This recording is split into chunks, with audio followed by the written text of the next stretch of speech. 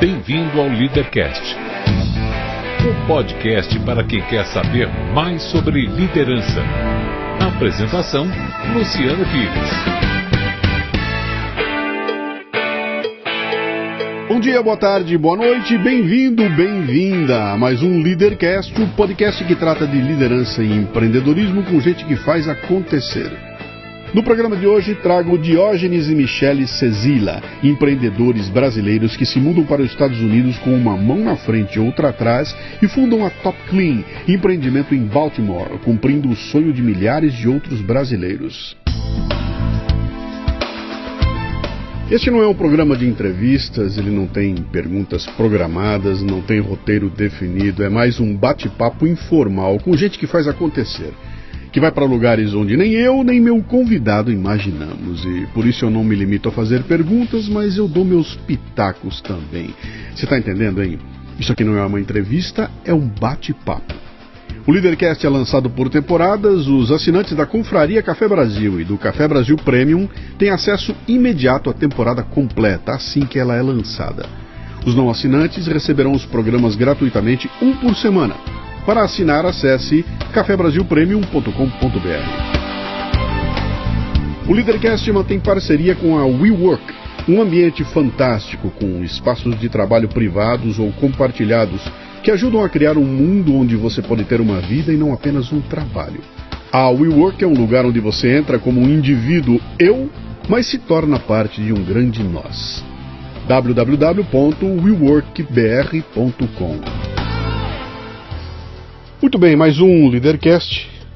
Estou eu em fevereiro de 2018 em Baltimore. Depois de participar de um grande evento lá em Baltimore, na hora de eu ir embora, eu estou lá com o carro na rua me preparando para descer, eu ia dirigir até Washington e entrei nas mídias sociais e botei alguma coisa, não me lembro se foi no Twitter, se foi no Facebook, que eu botei uma foto, alguma coisa assim, aí entra uma mensagem de um cara: Luciano, pô, você ainda tá por aqui, vamos tomar um café. Falei, como assim tomar café? Aí eu olhei ali e falei, deixa eu ver onde é que ele tá. Onde é que você tá? Tô em tal lugar, me deu o endereço. E a hora que eu botei o endereço ali no mapinha, ficava, eu vou falar com todas as letras, ficava na puta que pariu o lugar que ele mandou pra mim, porque eu tava do outro lado de Baltimore, né? Eu tava na saída pra Washington, e ele tava do outro lado, ele tava no norte, eu tava no sul.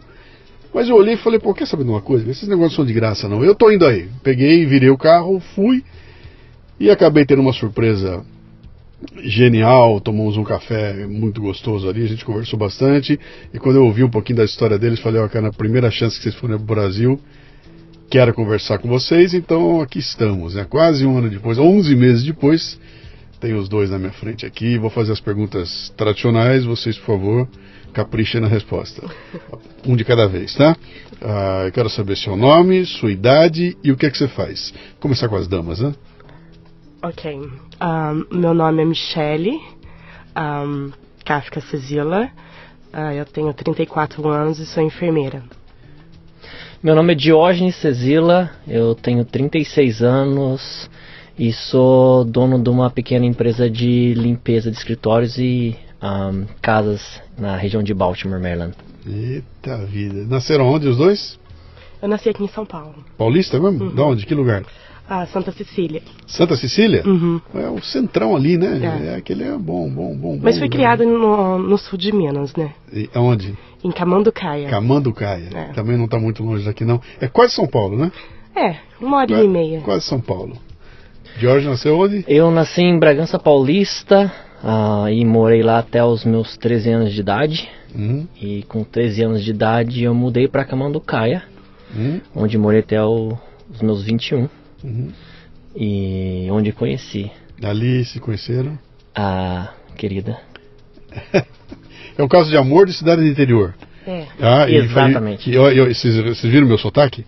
É um caso de amor do interior, de cidade do interior, né? Só quem é do interior sabe o que é um caso de amor de interior. Tem que puxar dura. Eu sei como é que é isso, né? Mas aí, me conte um pouquinho da história de vocês. Vocês saíram do Brasil muito cedo, né? A gente saiu... Eu saí quando eu tinha 21 e eu namorava com a Michele nessa época. Michele tinha 19 anos, a gente começou a namorar quando eu tinha 19, ela tinha 17. E com 21 eu fui para os Estados Unidos. Eu fui convidado para ser músico de uma igreja lá. O que você fazia aqui antes de resolver de ir para lá? Eu fiz muita coisa antes de ir para lá. Eu comecei a trabalhar numa confeitaria que meu pai abriu. Com 13 anos de idade, já fui confeiteiro. Quando eu falo isso, o povo dá risada, porque não sei fazer mais nada hoje em dia. Com mais ou menos 18 anos, eu fui trabalhar como técnico de informática. Consertando computadores, dando aula de computação e depois trabalhando com rede de internet. Tudo como autodidata, você não foi estudar nada disso? Eu fiz um cursinho básico de manutenção de computadores. Uhum. Mas o meu patrão é uma coisa bem pequenininha no sul de Minas. E meu patrão, tipo, ele que era craque pra caramba na questão de redes e... Naquela época era quando o dial-up tava ficando obsoleto. Sim. Só que no interior você não tem o cable e não tem cabo e não tem DSL. Aí tivemos que... Ele, né, teve que inventar e... Tava com uma tecnologia mais ou menos nova, que era a rádio. Sim. E aí a gente começou a trabalhar e aprendendo na rede, aprendendo roteadores, essas coisas, para mandar a internet longe, sem fio. Uhum. E na Grande Camanducaia? Na Grande Camanducaia. Muito bem. Agora a cidade tem assim, tem o trevo sul e o trevo norte. Sim. Assim que você passa o trevo sul, dá 30 segundos, você chega no trevo norte. Como é que é? Aquela história, é uma cidade de primeira, né? Se você botar em segunda, você sai da cidade. Exatamente. Mas, cara, é um lugarzinho pequeno que a gente gosta demais. Porque a Michelle cresceu lá, foi toda a infância dela e a adolescência. E pra mim foi toda a adolescência. Uhum. Então, os amigos de adolescência, ir pra escola, ir colegial, tá tudo lá. Uhum. E mesmo depois de 15 anos morando fora, cara, eu gosto de voltar pra lá. Cara, você tem uma combinação que é fantástica, que é interior e Minas Gerais. Uhum. Sabe? Minas com interior, eu conheço bastante o interior de Minas e passei algumas temporadas lá, é maravilhoso, cara. E numa cidade pequena ainda, então você junta a culinária de Minas, aquele lance da música de Minas, os amigos de Minas, as minas de Minas, é tudo maravilhoso aquilo, né? E o legal é que por a cidade tão pequena, a gente morou tanto tempo, a Michelle conhece muito mais gente que eu lá, mas você sai caminhando de uma casa de um parente para outro, que deveria levar 10 minutos, acaba levando 2 horas, porque você vai parando, encontra um ex-professor, encontra um amigo, encontra uma pessoa que fala, você tá visitando. Aí você para contar história, para tomar um café, e aí vai 2 horas até chegar na casa. Aí chega um terceiro, vira churrasco, né? É mais ou menos assim. Toma em 3 já, virou churrasco, é isso aí interior, cara. E você? O que você fazia? O que você tava lá esperando chegar o príncipe? Como é que era? Não, eu tava tocando minha vida. É isso, né? Não, tava correndo atrás da vida. Eu comecei a trabalhar muito cedo. Quando eu conto, assim, o pessoal fala assim, com 9 anos eu era ajudante em loja. 9 anos? Da família, loja da família ou não? Não, loja do pessoal, da cidade. Porque eu era muito magra e muito ágil, eles me contratavam, eu saía de férias, o pessoal já ia na minha casa falando assim, você não quer trabalhar pra gente no final de ano? Porque antigamente, né, eles tinham as prateleiras no final da loja de sapatos. Então, era aquela pessoa que subia e ia jogando a numeração pro pessoal. Então, tinha várias famílias que tinham comércio na cidade que eles chegavam pra gente, você vai trabalhar pra mim esse ano, né? Não, esse ano eu não vou. Daí, no período de escola, eu não trabalhava, eu ajudava em casa. Mas eu sempre mexi com vendas. Minha mãe é vendedora.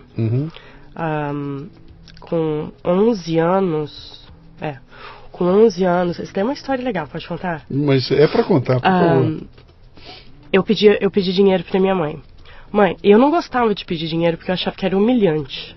Com 11 anos? Não, com muito menos. Porque esse negócio de criança ficar pedindo e tendo que dar satisfação, o porquê que você quer R$1 pra comprar o quê? Eu falava, não, isso daí não é pra mim. Então eu sempre fazia algumas coisinhas, tipo, comprar pão na padaria pra vizinha, pra receber um trocado. Sempre nesse nível. Daí, com mais ou menos 10, 11 anos, tinha um senhor que vendia banana na minha cidade. E vendia pra minha mãe. E daí um dia eu falei assim, eu vou vender banana. Daí o cara falou assim, mas você não tem dinheiro. eu falei assim, me vende 2 dúzias de banana. Mas eu não tenho dinheiro. Eu falei, não, eu não tenho dinheiro, eu preciso de uma linha de crédito. Eu preciso que o senhor... eu pago o senhor semana que vem. Ele olhou pra minha mãe falou assim, eu não me responsabilizo. Coisa dela é coisa dela. Que idade você tinha? 10 anos. 10 anos. É. Daí eu falei pra ele assim, peguei todas as moedinhas que eu tinha, eu falei assim, ó, eu pago metade agora, que é banana verde, né? Uhum. Então, não sei os números, mas vamos pôr que a dúzia da banana era 20 centavos na época. Eu pedi 2 dúzias, daí, e falei pra ele, semana que vem, eu pago o senhor. Daí ele, tá bom, vou acreditar. Daí na semana que vem, eu esperei amadurecer a banana, fui vendi de porta em porta e paguei ele. Daí eu falei assim, dei todo o dinheiro pra ele. Daí eu disse assim, agora eu quero 4 dúzias. Uhum. Ele falou assim, mas você não vai nem gastar o dinheiro que você ganhou? Eu falei, não, eu tenho que investir. E aí eu fui, porque eu tinha um alvo, que era comprar uma televisão e comprar um tênis. Não, era comprar um tênis, né? Não, era comprar televisão. Eu só sei que eu comecei nisso daí, chegou uma época que eu tava movimentando mais ou menos umas 40 dúzias de banana por semana. Comprando dele e revendendo? Comprando dele, verde, e revendendo. Uhum. Daí eu juntei todo o dinheiro que eu precisava, daí eu falei assim, eu não vou mexer mais com isso. O dia que eu virei pro senhorzinho, eu falei assim, não, agora eu não vou mexer mais com banana. Ele falou, mas como? Você é a pessoa que mais compra de mim na cidade. Uhum. E isso eu era bem nova, então eu sempre vendi coisas, né? Da onde vem esse vírus da... Você falou que sua mãe era vendedora? Minha mãe é vendedora. Né? Eu tive uma escola muito boa com a minha mãe. Uhum. Porque ela divorciou do meu pai, separaram quando eu tinha 3 anos, e minha mãe, era uma pessoa muito tímida do interior, mas em ordem para sobreviver aqui em São Paulo, ela teve que meter a cara e fazer. Então, o que ela fez para comprar comida para mim e para ela, foi, ela vendeu alguma coisa que ela tinha para a vizinha, comprou alguns novelos de lã, tricotou uma blusa de lã, e foi a algum lugar aqui em São Paulo, tinha umas boutiques, e foi e vendeu. E daí com o dinheiro, ela comprou mais lã e começava a fazer essa virada, né? Pô, isso é uma história de empreendedorismo fantástico, cara. Começa com 2 dúzias de banana, outra começa com uma... como é que é? Uma blusa de tricô? É, blusa de tricô. A gente usa os talentos que tem na mão, né? Ué. E aí vocês mudaram pra Camanducaia, por quê? Porque meu avô e minha avó moram lá. É. Moravam lá, no caso. Minha avó ainda continua lá. Daí, porque na cidade do interior é mais fácil de sobreviver, sim, né? Sim. Então, toda a minha história eu mexi com vendas, vendi Avon, vendi Natura. Sempre criei coisa nova. Uhum. Mas antes de ir para os Estados Unidos, eu estava trabalhando numa contabilidade, como departamento pessoal, e dava aula. Uhum. À noite. Trabalhava das 7 às 5. Daí dava aula à noite, depois eu parei de dar aula para começar a fazer faculdade. Uhum. E aí conheceu? Não, o Diógenes eu já conheci. Já conhecia, nessa época que a Michelle trabalhava à noite, eu já estava nos Estados Unidos. Já estava para lá. Então vamos voltar um pouquinho antes de vocês. Você falou que foi lá, convidado para ir tocar. Exatamente. Numa igreja. Eu fui como músico de uma igreja, tinha muita imigração de brasileiro pra lá. Mas então, antes disso, esse negócio da música, de onde vem isso aí? Você começou a tocar um instrumento? Bom, eu cresci na igreja, né? A minha família é cristã e meu pai é pastor. Então acho que é a lei federal que filho de pastor tem que tocar o instrumento. Sim. Então eu comecei a tocar na igreja, aprendi a tocar violão, tocar baixo e... Pastor o que? Que é igreja o quê? Batista? O nome da igreja é Igreja de Deus Pentecostal. Tá. É uma igreja dos Estados Unidos que veio pra cá, mandou missionários pra cá. E eles fundaram a igreja começando no interior de São Paulo, inclusive Bragança Paulista. Sim. E até os 13 anos meu pai era tipo assim, um ajudante na igreja. Ele trabalhava muito na igreja, ajudava muito na igreja. E depois ele tinha vocação de ser pastor. Mudamos pra Camanducaia, ele fez seminário. E aí, nessa época eu tinha 13 anos, que fui parar em Camanducaia. Cara, que mudança. Mesmo sendo Bragança Paulista, sendo 40 minutos de Camanducaia, a cultura muda completamente. muda o jeito de falar, às vezes eu não entendia o que o povo falava. Deixa eu fazer um parênteses aqui. É porque quem é de Camanducaia conhece todo mundo. Sim. Sabe? E quando chega, a gente chama um forasteiro, o jeito que eles andam, o jeito que eles falam é diferente. Eu sei como é. Eu sou de Bauru. Então você sabe identificar. E apareciam uns paulistas de vez em quando em Bauru. Exatamente. Então hoje eu vejo a figura da minha filha chegando lá. Meus filhos chegam em Bauru e estão os primos lá. E a hora que começa a conversar, cara, é assim, é água pro vinho, porque parece ET falando, né? Que ele chega lá com porta, porco, Fernando, e aí a moçada de lá é porta, porco, Fernando, a conversa é outra, a dinâmica é outra, o horário de almoço é outro, tudo muda, né? Culturalmente tá uma mudança brutal, né? E eu saio de Bragança Paulista, onde tem um sotaque diferente, é tipo aquele tio, tia de paranaense, influência italiana. Sim. E eu vou pro sul de Minas, onde também puxo o R no interior de São Paulo, mas vai pro sul de Minas, que muda completamente. Sim. Não tem mais esse T seco, mas tem... Fala-se muito rápido. E tem uma vez que eu cheguei e tava conversando com um barbeiro lá, ele era de São Paulo. Ele tava lá cortando meu cabelo. E passou uma pessoa assim na porta da barbearia e começou a falar umas coisas bem rápidas. Ele falou assim, você entendeu alguma coisa que aquela pessoa tava falando? Eu falei, não, eu também não. E gente local. É o dialeto, né? Porque tem muita zona rural também, né? E hoje em dia, na nossa casa, a gente fala português na nossa casa, a maior parte do tempo, quando a gente não mistura tudo, a gente pega falando o que eu não entendia antes, entendeu? Pega na gente. Muita influência da mulher, né? Imagino. Porque como eu cresci ali, então eu conheço as coisas. Daí ele tem mania de falar pra mim assim, você inventou essa palavra. É coisa da sua família. Eu falei, não, pesquisa. Vai ver. Existe essa palavra. Daí ele vai no Google. Mas a maioria, no começo do relacionamento, do namoro nosso, ele fala assim, você fala umas coisas que eu não entendo. Eu falei, mas como? Mas é engraçado que era... Claro, com o sotaque, da maneira de falar do sul de Minas, porém, palavras que eu nunca ouvi na minha vida, mas que eram palavras, assim, palavras mesmo, não somente dialeto. Vocês tiveram uma baita vantagem, porque quem mora no interior tá pronto para falar inglês, né? Exatamente. O porta do interior, aquele o R do interior, é o R do inglês, cara, que é maravilhoso. Comigo, a gente, tipo, eu fui para os Estados Unidos com 21, sem falar nada de inglês. Porque a cara com a coragem. Falava oi, tchau, e o resto eu fazia joia. E dava um sorriso. Mas, por ser mineira, eu já cheguei questionando as coisas. Tipo, uai, só. Por que então? Sim. Então você já chega questionando tudo, revolucionando. Uai, só. Já tá pronto, né? Mas aí você começa a tocar o quê? Violão. Violão? Violão é que eu gosto de tocar e que sei fazer melhor. Na minha igreja hoje eu toco o baixo e violão. Mas assim, violão pra mim é mais fácil pela prática e também porque eu gosto mais também. Que idade você tinha? Tinha 21 anos quando eu fui pro 21 anos, você tá sentadinho lá no culto, tocando seu violãozinho. Como é que pinta um convite pra ir tocar no...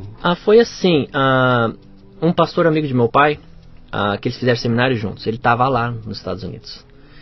E ele veio visitar e tal, ele olhou pra mim, ei, você não quer ir lá me ajudar? Eu falei, não sei, tipo, eu sempre gostei do inglês, mas nunca, assim, eu pensava em ir pra Inglaterra, uma coisa assim, mas pros Estados Unidos nunca passou na minha cabeça. Uai, só. Aí, amadureceu a ideia, a gente conversou, e meio que foi assim, sabe, ele gostava muito da minha família, gosto muito da minha família e tipo, vou ajudar esse moleque. Entendeu? Tá aqui num ovinho de cidade e sei lá, o moleque tem vontade, eu vou trazer ele pra cá. E aí foi assim, eu cheguei lá e ele era pastor de 2 igrejas brasileiras e uma igreja americana, não sei como ele dava conta, mas dava. Aonde? Em Baltimore, na região de Baltimore. Em Baltimore. Não na cidade, mas ao redor de Baltimore. Tinha saído do Brasil já, você? Não, primeira vez que eu entrei no avião na minha vida. Aliás, no Brasil eu não conheço quase nada do Brasil.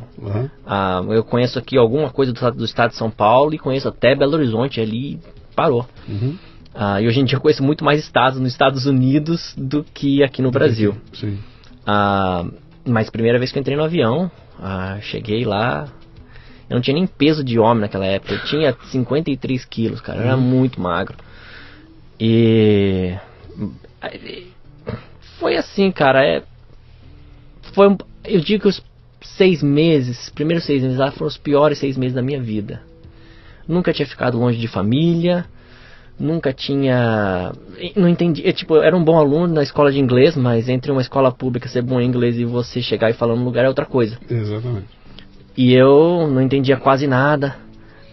Chegar as pessoas falar pra mim, ei, como é seu nome? Eu sabia responder esse tipo de pergunta. Aí quando chegava, perguntava, faz quanto tempo que você tá aqui? Aí eu olhava pra cara da pessoa, fazia um sinal de positivo, yes! E a pessoa ficava assim, pô, o carinho não entendeu nada. Mas levou uns 8 meses pra eu ficar fluente. É terrível no começo. Imagino que é, né? Mas fala uma coisa, você foi pra lá com que expectativa? Eu vou lá pra tocar violão uns meses e volto? A minha ideia era tipo isso, ficar 1 ou 2 anos, aprender a língua, trabalhar um pouco lá e voltar pro Brasil. Ter aquela experiência internacional, sabe? E você foi, pelo menos, você foi com casa, com comida, você foi com tudo garantido? Fui no começo, o pastor me deu uma ajuda muito legal lá. Sim. Aí quando chegou numa hora que já tinha como me sustentar, ele começou a cobrar um aluguel de um quarto, que eu alugava um quarto na casa dele. Mas não cheguei assim... Eu conheço muita gente que chegou e não tinha lugar pra morar. Sim.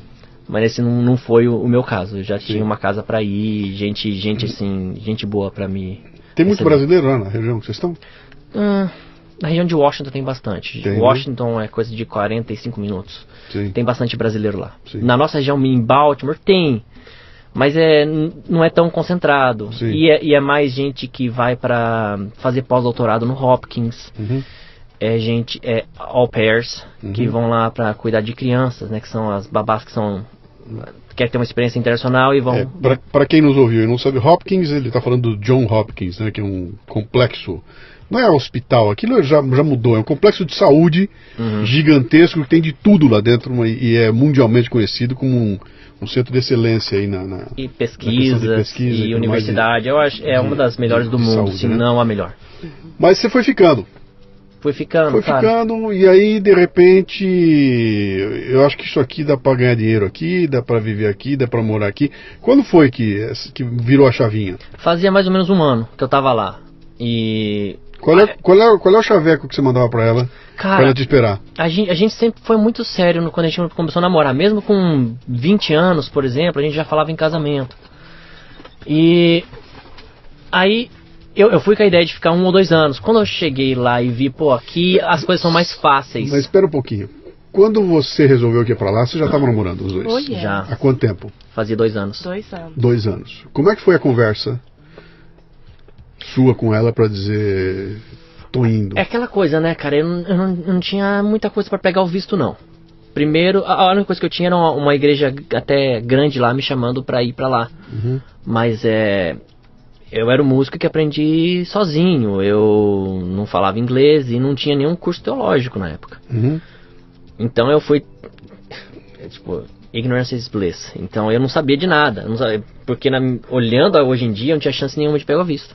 Aí eu fui, tipo, se pegar o visto, beleza, mas se não pegar... a conversa pra ela? A conversa pra ela? Vou pra lá... A conversa foi essa, vamos tentar o visto, se der certo, eu fico 1 ano, 2 anos, depois eu volto. Essa era a conversa. E enquanto não tem o visto, você não se preocupa muito. Então, tipo, a gente falava, e ficava aquele negócio, putz, eu vou... E... Na verdade, eu não penso muito na consequência ruim da coisa. Eu fico olhando o lado bom.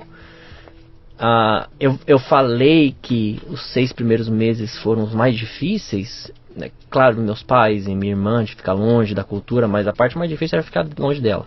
Porque a gente fazia tudo junto, a gente estava sempre engajado nas coisas da igreja junto e a gente passava muito tempo junto. E na tua cabeça, quando ele chegou pra você e falou, preciso te falar uma coisa, recebeu um convite? Tipo, foi assim, ele falou... A gente rolou uma conversa, não sei o que, de sair pra estudar e pra aprender. Falei, beleza, vamos tirar o passaporte. Fomos, nós 2 tiramos o passaporte. Não tinha nada, sabe? Antes até do convite, né? Antes não tinha convite, não tinha nada.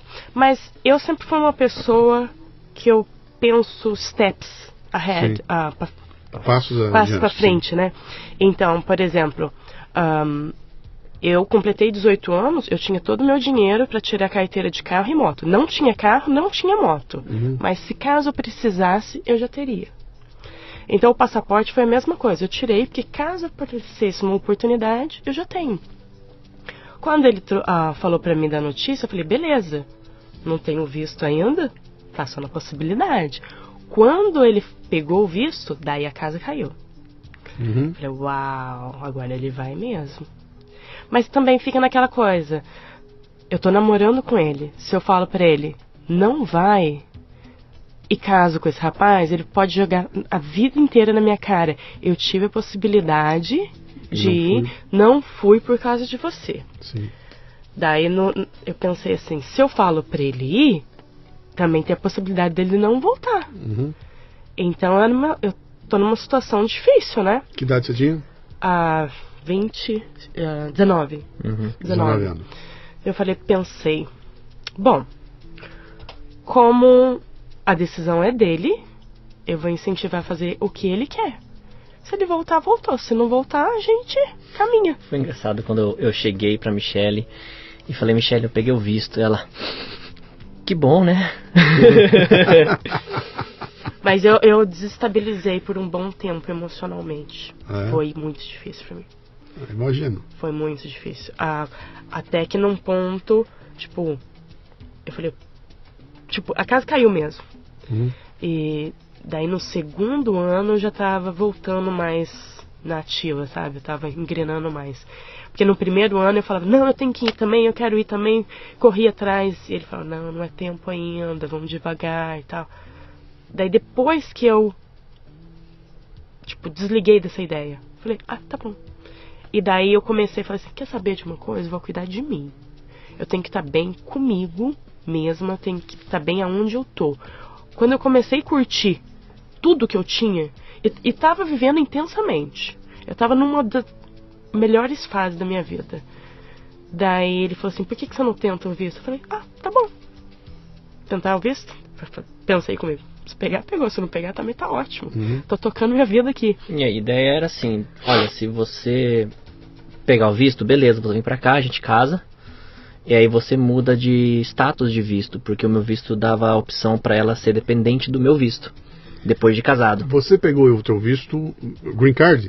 Não, é um visto chamado R, é o de religioso.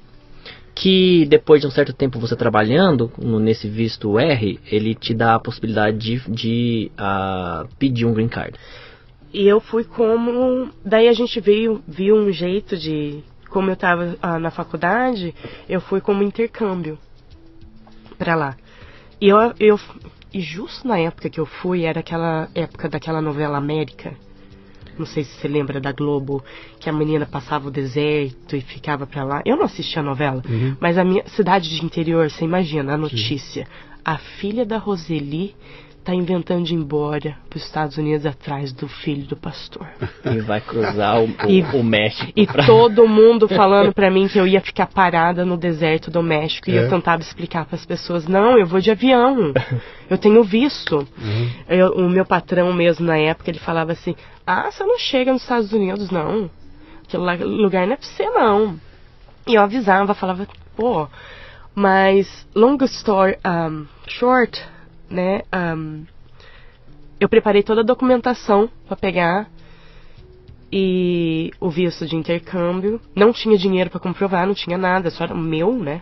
É por isso que foi um visto de intercâmbio, para você pegar visto de turista você tem que comprovar uma certa renda, né? Sim. E eu peguei o meu tio de consideração como backup financeiramente, caso eles pedissem.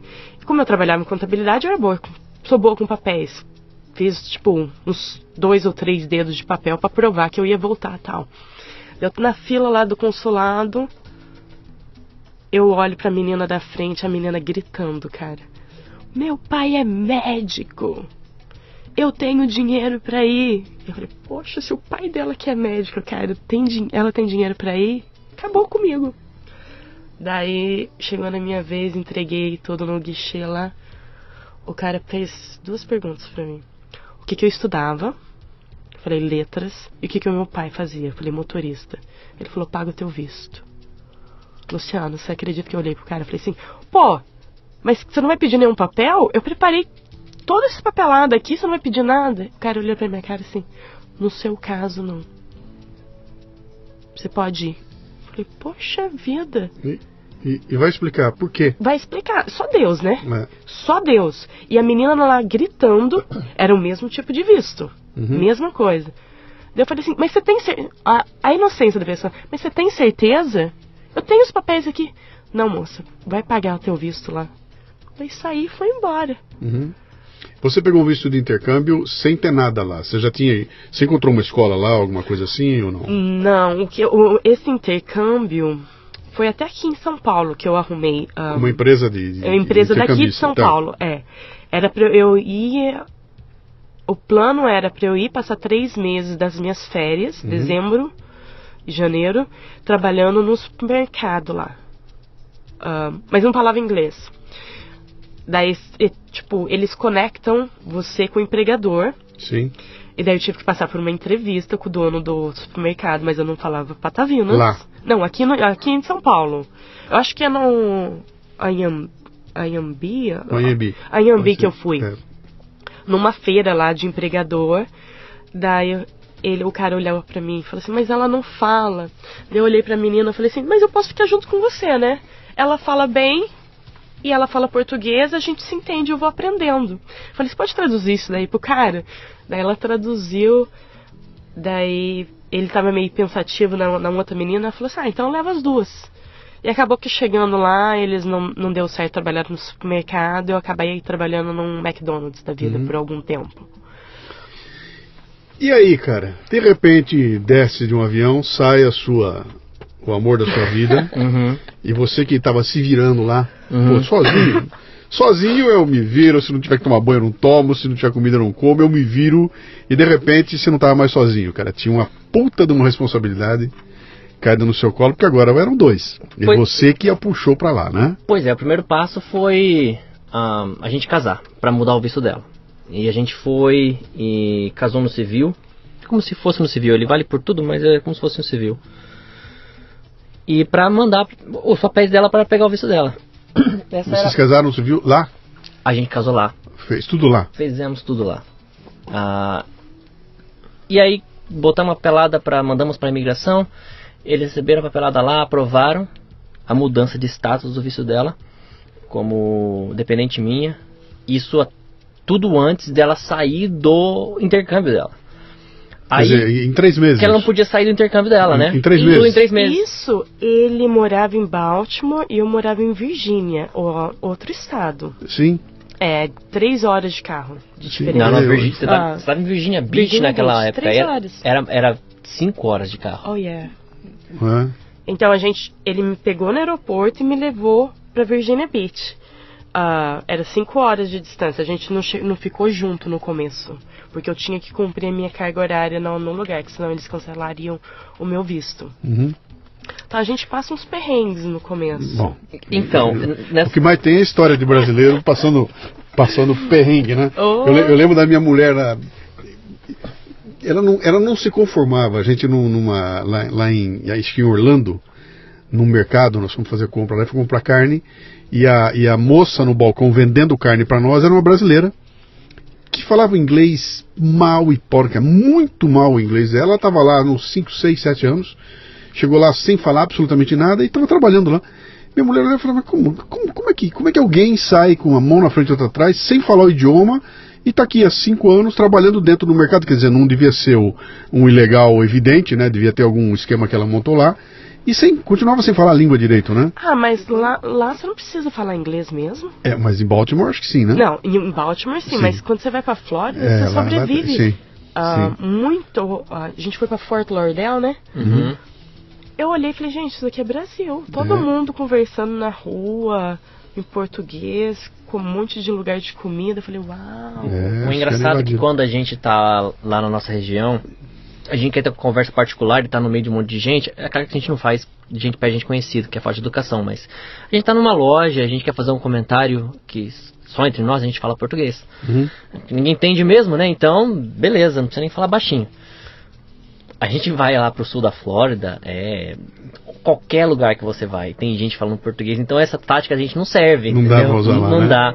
E não precisa muito, porque tem restaurante brasileiro, tem lojas brasileiras, tem tudo brasileiro lá.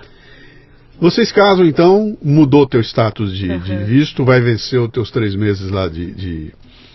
E aí? Daí casaram morando 5 horas de distância um do outro? Como é que vocês fizeram? Enquanto tava rolando a papelada dela, a gente tava em distância. Aí quando saiu a papelada dela, ela já saiu imediatamente e foi para Baltimore. Tá. Casamos na igreja. Aí você não precisava mais cumprir horário, não tinha nada disso. Não, você se libertou da obrigação de... Ela só avisou lá e falou que o visto dela tinha mudado e tudo. E vai para Baltimore. Já de cara a gente casou na igreja de novo e já fui buscar um apartamentozinho pra gente viver. Que você estava até então vivendo alugando um quarto. No quarto lá do pastor. Uhum. Tá. E ganhando dinheiro com o quê? Nessa época eu tava na igreja e tava também... Mas na igreja é trabalho voluntário. Sim. Então eu ajudava vendendo carros. Trabalhava numa loja de carros que uns brasileiros tinham lá. Uhum. E vendia carro, lavava carro, fazia tudo. Era uma lojinha pequena. Hoje eles estão numa loja grande, mas tava apenas começando. E fiz de tudo, cara. Lavei louça. Que ano era isso? Que ano? Cara, isso era 2006. Tá. 2006. Fazia de tudo, lavando carro. Teve uma época, cara, que eu tive 3 trabalhos antes da Michelle chegar. Eu fazia meu trabalho na igreja. E eu ainda trabalhava numa empresa americana que fazia, tipo, esses... Esquadrilho. Tipo um forro. Tipo um forro de salas. Depois eu ia para um restaurante, trabalhava mais 8 horas no restaurante, lavando louça. E depois do restaurante eu saía para limpar um outro restaurante à noite. Eu trabalhava tipo coisa de 19, 20 horas por dia. Uhum. Fiz isso durante 8 meses. Eu quase morri, cara. Quase morri. E eu fazia isso por uma razão. A Michelle não estava aqui ainda, então eu tinha que dar um jeito de ocupar o meu tempo, porque era difícil, longe de família e tudo. E outra porque eu tinha interação com gente, né? Eu sempre, Sim. Antes de ir pra lá, eu fui sempre muito acanhado, nunca começava com uma conversa.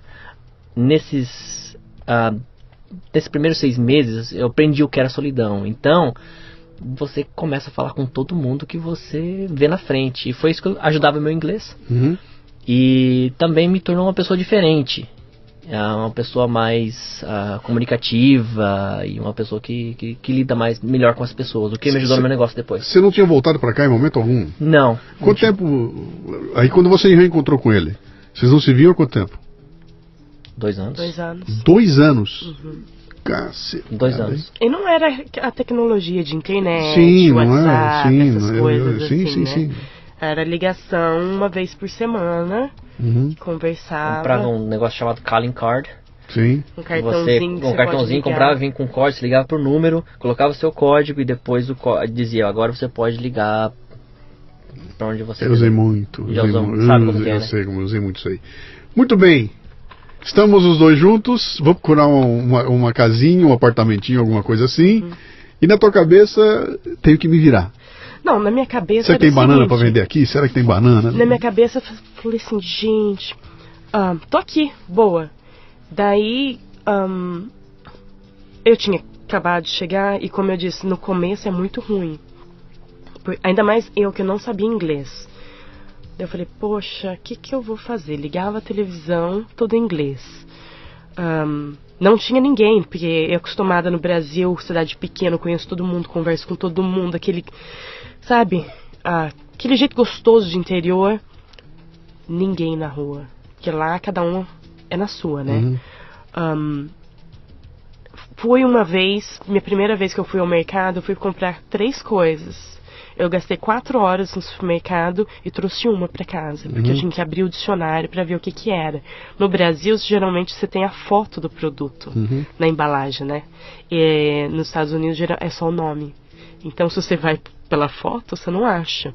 Eu lembro que eu fui comprar leite em pó, uma das coisas, e não achei. Eu revirei o lugar e depois que eu vim saber que é difícil mesmo achar.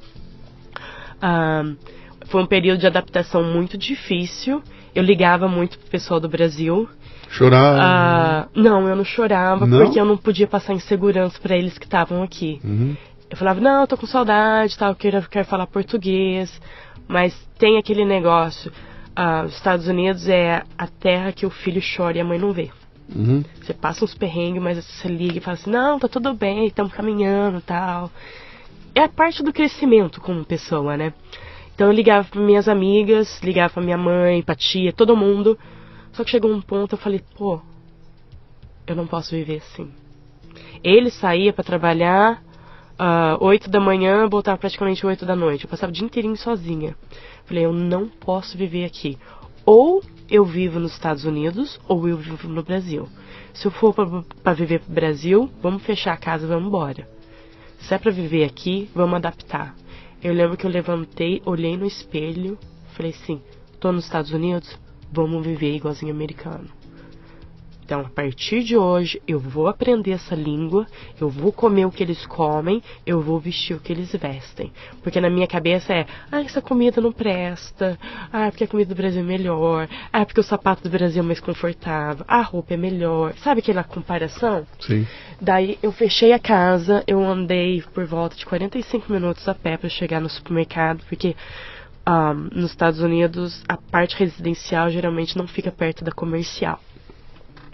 E cheguei, fui ao mercado e comprei um pacote de mac and cheese, que é a comida tradicional do americano, né? Macarrão com queijo. Cheguei em casa e falei, é isso que a gente tem pra janta hoje. Se eu tô aqui, vamos viver igualzinho americano. Horrível a comida, não era boa, mas foi um ponto, foi um marco na minha vida. E já procurei escola de inglês e comecei a fazer. E comecei a correr atrás da vida. Daí eu trabalhei com algumas brasileiras de ajudante de limpeza. Fui algumas vezes, trabalhava o dia inteiro para ganhar tipo $20 por dia. Então, como é que tem um mito aqui no Brasil que a gente sempre, os pais, né, o filho vai falar, vou para os Estados Unidos, vai fazer o que lá? Vai lavar prato, meu? Vai lavar roupa, vai lavar a privada dos outros, não sei o quê. Então tem um certo mito de que o que sobra para brasileiro ou imigrante fazer lá é exatamente isso. Essas funções que ninguém quer fazer e que de certa forma são trabalhos humilhantes quando você pensa aqui no Brasil, né? Pô, eu criei meu filho para ele limpar a casa dos outros, cara, né? Então, existe esse mito aqui, né?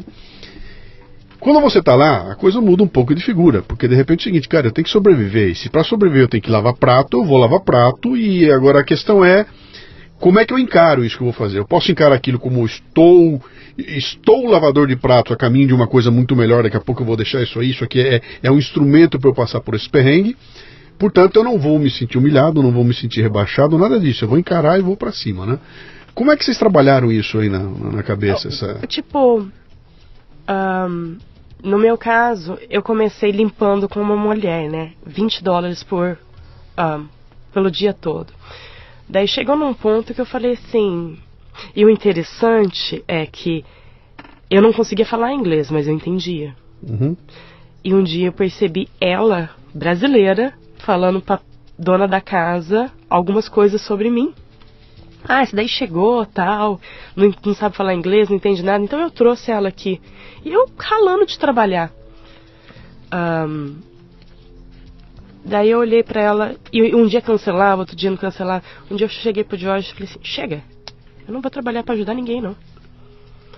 Vou arrumar minhas próprias casas eu vou limpar. Porque minha mãe me criou, eu sou de uma família de princípios muito fortes, sabe? Qualquer trabalho é trabalho, é honesto. Não interessa se é limpando casa, se é no banco, todo mundo é igual. Essa foi a minha criação. Não interessa o que a pessoa faz. E minha mãe sempre ensinou que a pessoa que está limpando o chão é do mesmo nível da pessoa que está de gravata. Todo mundo é igual. Então, pra mim, é um serviço. Daí, como eu não sabia falar inglês, a gente, na época era do MapQuest. Não sei se tinha aqui no Brasil, né? Não tinha navegadores, né? Não tinha GPS. Então, Diógenes trabalhando, o que eu fazia, eu entrava na internet, eu peguei uma área, ele foi levar um carro uma vez numa área e falou assim, essa área aqui parece legal, Michele. Daí eu imprimi a área, o mapa da área, fiz alguns panfletos e estudava o mapa no dia anterior de como chegar lá dirigindo, que não tinha nada no celular, né? Nada assim. Não tinha smartphone, né? Não tinha. Não tinha nem Waze, não tinha nada. Ia com a cara e com a coragem, tremendo, dirigindo assim, tremendo. Daí eu parava o carro, colocava um X no mapa, onde eu estava, andava de porta em porta colocando panfleto. Eu cheguei a colocar 4.500 panfletos naquela região. Housekeeping. Oferecendo serviço. Foi. E daí tivemos 2 ligações. E a Michele fazia essa parte e eu atendia o telefone e falava com a pessoa e a gente à noite ia dar os orçamentos na casa. E foi assim, a Michele chegou e eu falei, Michele, a gente pode... Eu posso arrumar um trabalho pra você, fazer o que eu tava fazendo, que eu comecei fazendo, lavando louça, porque meu ex-patrão ainda era meu patrão também na loja de carro. Eu falei, eu posso arrumar pra você lavar louça, mas o pessoal ganha muito mais limpando casa. O pessoal faz, enquanto lavando louça vai fazer aí coisa de $7 por hora, você pode limpar a casa fazendo 25. Aí foi um no-brainer, né? Aí que a gente partiu para esse lado. Ela foi primeiro aprender como se fazia, que é limpeza totalmente diferente dos Estados Unidos, como aqui no Brasil. Sim. Aqui a gente joga água, pega a mangueira e passa o rodo no piso. Para começo de conversa, lá não tem ralo, né? Não tem ralo, a não ser na ducha, né? Mas as casas são todas de madeira e é tudo gesso na parede, então não tem como ficar jogando água. Mas e foi assim que a gente começou. A gente fazia os panfletos e a Michele começou colocando os panfletos sozinha. E limpando sozinha. Porque eu sustentava de um lado, né? Como vendedor de carro. Até que chegou um ponto que vi que é hora de sair de lá. Falei, não aguento mais ficar aqui. Assim, eu gostava muito do negócio de vender carro, mas era carro usado. O dono da loja são gente boa, gente honesta. Mas, você tá vendendo carro velho e o carro vai quebrar, um outro vai quebrar. A gente fazia inspeção e dirigia, ver se tava bem e tal pra vender antes, mas dava problema. E, eu odiava quando chegava a gente, você me vendeu um carro ruim do caramba e tal. E chegou um ponto que não deu mais. Eu falei, Michele, como é que a gente tá aí de financeiramente? A gente tinha um dinheirinho guardado. Você acha que a gente correr atrás, conseguir mais clientes, a gente consegue pagar nossas contas? A Michele falou assim, vamos. Aí eu saí de lá, no dia seguinte eu comecei a limpar uma casa com ela, cara. Foi horrível. Não o trabalho em si, mas é coisa de ego, né? Eu chegando e a Michele falando assim, não, você faz assim, faz aquilo lá, faz desse jeito. Putz, a gente vai durar um dia aqui, bicho. A gente vai quebrar o pau, a gente vai separar, ou eu vou parar de trabalhar com ela. Mas foi o primeiro dia só. Depois, vai aprendendo o trabalho e vai começando, botando mais panfletos em mais áreas. E aí eram os 2, então a gente podia dobrar a questão do... Quer dizer, não era uma empresa... Vocês não tinham uma empresa, não tinha nada. Eram 2 imigrantes começando. Fazendo, não tinha recibo, não tinha coisa nenhuma. Eles olhavam pra gente, achavam a gente muito... Vocês são muito novos, vocês são irmãos. Não, a gente é casado. Tá. Mas vocês estão limpando casa por quê? A gente começou limpando casa para ter mais flexibilidade para estudar. Então a gente trabalhava das 7 às 5, 5h45 a gente começava a faculdade. Até as 10h30 da noite. 10h30 da noite a gente voltava, daí que eu ia fazer janta, a gente jantava, depois que a gente ia estudar, fazer os deveres de casa. No outro dia, a mesma coisa, a mesma rotina. Isso daí a gente levou por volta de uns 9 anos, assim, né, Di? Pra Michele durou um pouco mais, porque ela teve que fazer muita aula de inglês, né? Me fala uma coisa, vocês nesse momento aí, que vocês estavam os dois se virando lá, o que era a visão... Onde é que eu vou estar daqui a 10 anos? Sabe? Tipo assim, eu não sei, vamos se virar para tentar se estabilizar aqui. Vocês tinham uma visão de que estamos começando a montar um negócio? Eu pensava, eu via não via como um negócio nessa época ainda. Eu via como a gente está limpando casa pra gente pagar a nossa faculdade. Ok. E depois que formar na faculdade, a gente vai fazer o que a gente formar. Essa era a minha ideia. Então, você estava fazendo faculdade de quê? Eu estava fazendo administração. Tá. E você? Eu comecei para ser professora. Depois através de uma mulher que eu estava limpando a casa dela, ela falou para mim assim, Michele, o que você está fazendo faculdade para quê? Eu falei, professora. Porque na minha cabeça, eu gosto de ensinar, eu amo ensinar. Daí ela disse assim, você daria uma ótima enfermeira. Porque o jeito que você organiza os produtos de limpeza antes de começar a limpar a minha casa, e quando você deixa a minha casa limpa, você seria uma excelente enfermeira. Ela era enfermeira e o marido dela é médico. Então eu falei, mas o preço é muito caro. E eu sempre quis trabalhar na área de saúde, mas eu não conseguia pagar aqui no Brasil. Ela falou, não, Michele, aqui tudo é o mesmo preço. Eu falei, não acredito. Ela falou, é. Daí eu comecei a fazer enfermagem. Depois conversei com ela. Por uma dica. E tem pessoas assim que aparecem na nossa vida, né? Que... por isso que eu gosto de chamar as pessoas para tomar café. Não foi só com você não aquele dia. Eu, assim, gente da minha igreja ou alguns amigos que eu chego e falo assim, vamos tomar café? Porque tem gente que você, assim, é um contato que você faz, uma pessoa que você conhece, que de repente abre um universo grande para você. E foi assim com a Michele. Eu fiz business, fiz administração, porque é aquela coisa, você não sabe o que você faz, você faz administração. Porque depois, mais pra frente, se quiser mudar, você faz uma pós. Serve pra tudo, exatamente. Serve pra tudo. Deixa eu pegar um insight que você deu aí, que eu acho que eu já usei aqui em programas, e isso é sempre bom a gente bater nessa tecla aí, que é aquele lance de que a vida da gente é feita de encontros, né? A gente, aquilo que você falou, eu vou tomar um café com alguém que por acaso passou, nessa tomada de café nasce uma ideia, e dessa ideia nasce um negócio, nasce um casamento, nasce sei lá o que, e a tua vida muda a partir do encontro. O que significa que quanto mais você se expuser a encontros, mais chance você tem de achar coisas legais. Então, se eu escolhi passar minha vida jogando videogame, trancado dentro de casa, e sair de casa, vou trabalhar e fico trancado na minha saída do trabalho, eu estou evitando encontros, né?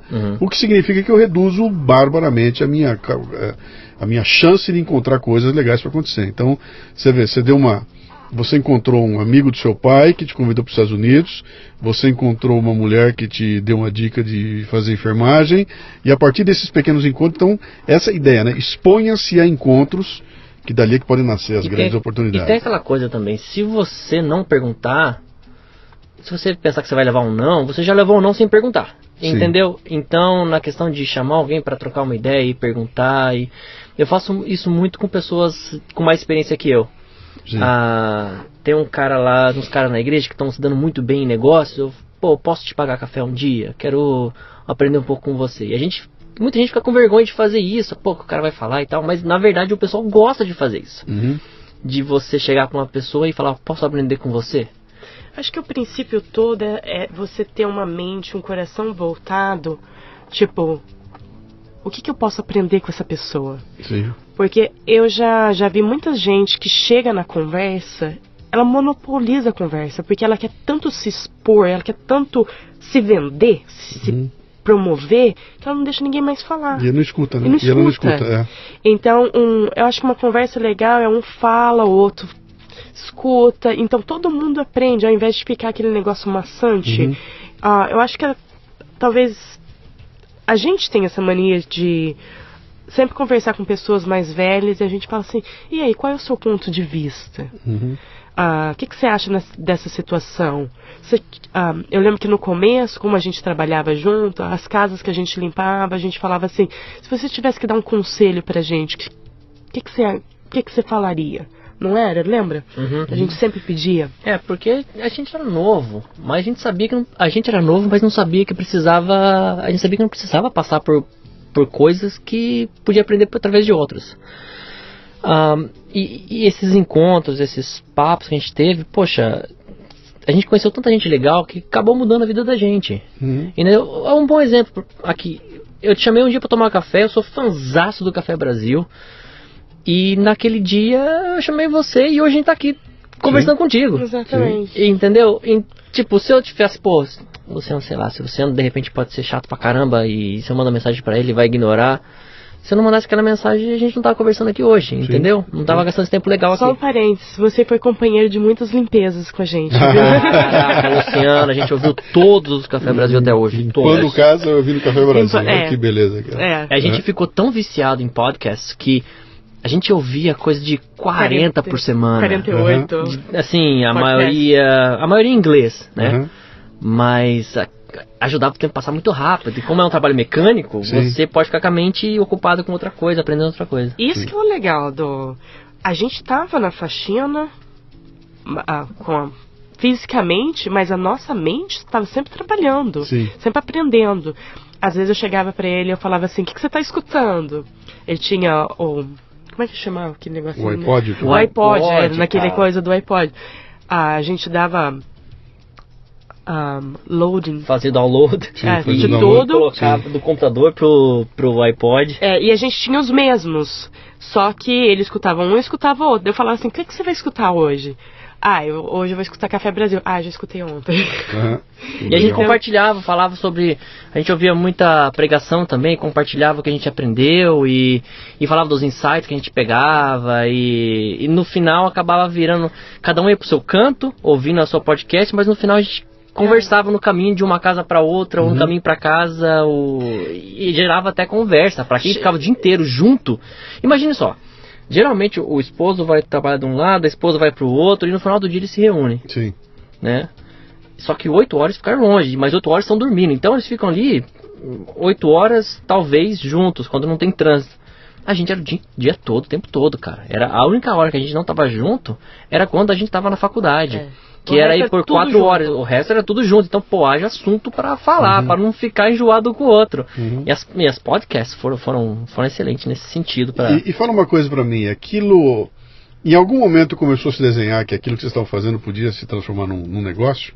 Que aquilo podia ser, olha, tem um negócio aqui que pode dar grana? Cara, em um ano, a gente trabalhando junto, em um ano a gente tava com a nossa semana toda cheia. O calendário completamente cheio. E por quê? Vou melhorar a pergunta aqui. Por quê? Porque tem uma puta carência de mão de obra para fazer esse tipo de trabalho lá? Ou porque o trabalho de vocês era... Cara, modéstia à parte. Eu posso? Vai. Eu sou muito chata.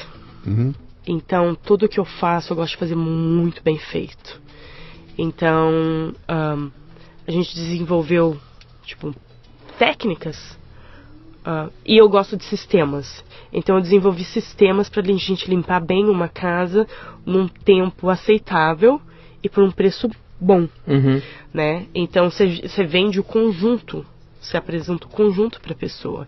E o que aconteceu é que como o trabalho é bom, você não...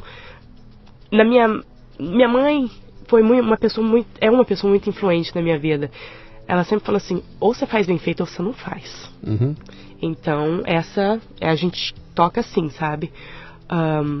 E começou, uma amiga fala pra outra, eles limpam bem, gente de confiança. E tem aquela coisa também, né? Você vem de uma história também, né? A gente era um casal novo, a gente tava... nessa época eu tava com 23 anos, 24 anos, ela com 22... E o pessoal olhava, poxa, bonitinho o casalzinho trabalhando duro pra estudar. Sim. Então a história vende também, né? E a gente fazia realmente um trabalho excelente. Assim, a gente pegava muito cliente que falava, o pessoal que tá vindo aqui não tá fazendo um bom trabalho. E minha amiga falou que vocês fazem um bom trabalho. A gente chegava lá e encontrava uma casa horrível. Pô, essa casa parece que não foi limpa há 6 meses, foi limpa semana passada. Entendeu? E foi assim, durante um ano. Não tinha mais ninguém para entrar no nosso calendário. Teve uma vez que a gente foi visitar um amigo na Califórnia e a gente chegou no apartamento dele, tava todo zoneado, Dois solteiros morando juntos. Eles saíram para trabalhar e eu olhei pro Jorge e falei assim, vamos dar uma ajuda para eles.